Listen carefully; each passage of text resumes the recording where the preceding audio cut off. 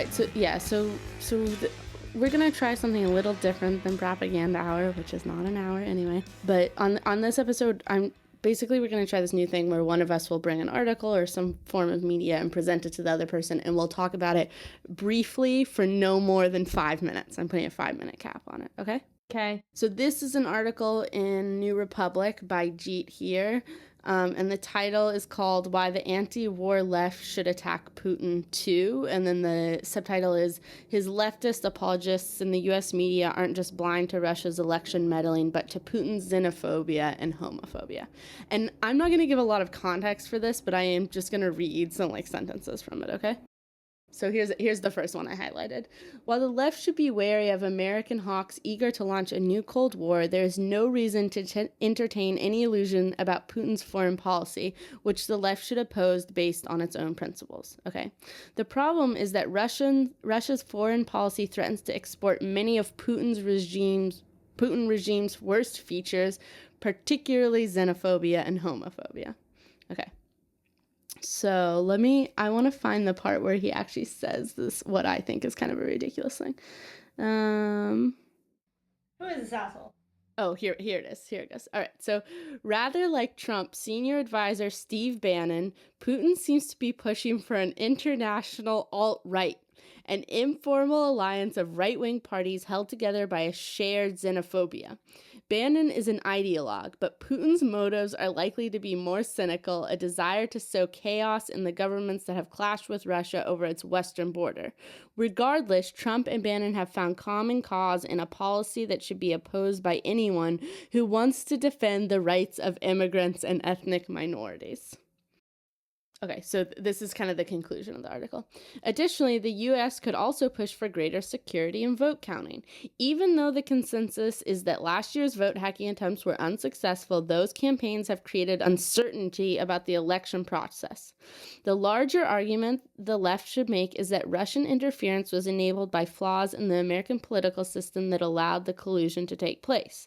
As the scandal unfolds, Trump's murky financial ties to Russia are coming to the fore, showing the need for laws requiring presidential candidates to disclose their financial history. And Putin's formation of an international alt-right surely calls for American political organizations, including the Democratic Party, to forge alliances with groups in Europe, Russia, and elsewhere that are fighting for progressive politics. Oh my God.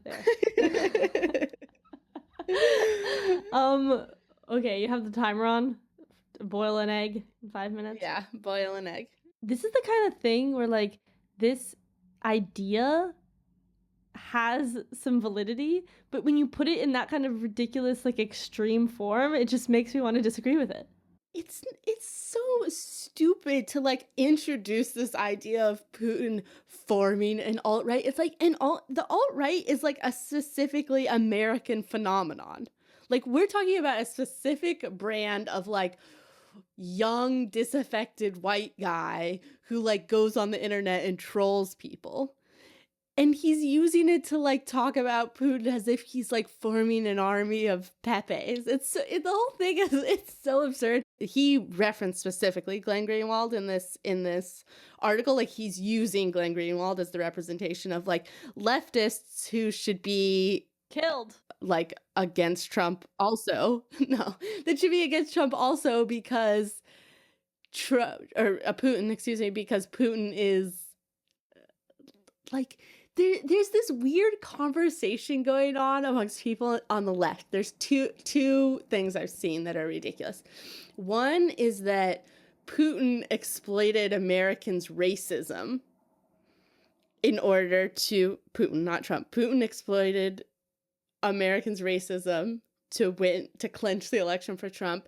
And recently so I don't know if you're following American politics, but yesterday Trump announced that transgender people weren't going to be allowed to serve in the military anymore. Oh my God. And that's a whole different topic that we aren't going to talk about because it's not Russia related, but one of the mainstream responses that I saw a lot of just by looking at people on Twitter is wait, I just want to find one of them because it's so ridiculous. Hold on.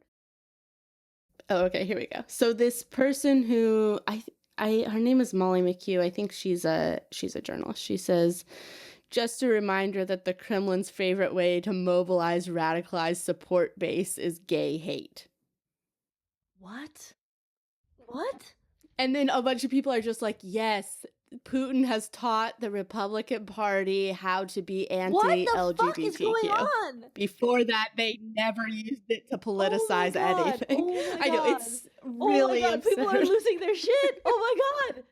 It's like I know. it's like as though there wasn't like deep-seated homophobia for the hundreds of years that our country has existed. What the actual fuck? No, Putin has taught us Oh how my to god. be. Not only is that so Uh, ridiculous because like gay and transgender, that's also ridiculous. But like, I mean, conflating. But what? Like, yeah.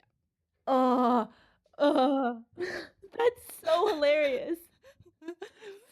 Well, one of the points that Masha Gessen makes in that interview with Glenn Greenwald is like there is some amount of comfort in believing the Russia story because like Trump is obviously a shit show and not at the helm of any bus, or if he is, then it's like really scary. But Putin is like this devilish mastermind who's in control. So like at the very least, whether evil or not, somebody is in control. And so like now it's just like all the bad things that Trump does. Well, he could have the motive from we can't read his motives, which I think is true. It's like sometimes very hard to understand what he's doing. So like let's just pretend that like Putin is tutoring him in one-on-one sessions on how to like be homophobic That's and oh xenophobic. my god.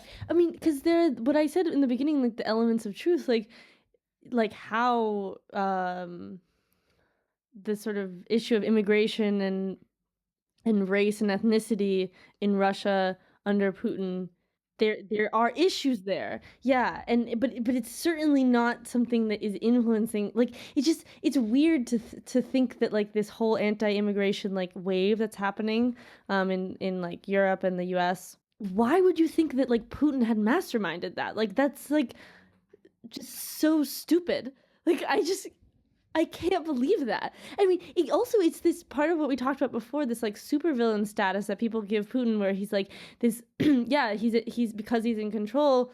Maybe it's easier to give him this status, but it's like as though he's this like literal mastermind. I mean, it's just that is a very Cold War image of like these superhuman, what we don't understand who they are, people far away who are like controlling us. That is like very Cold War.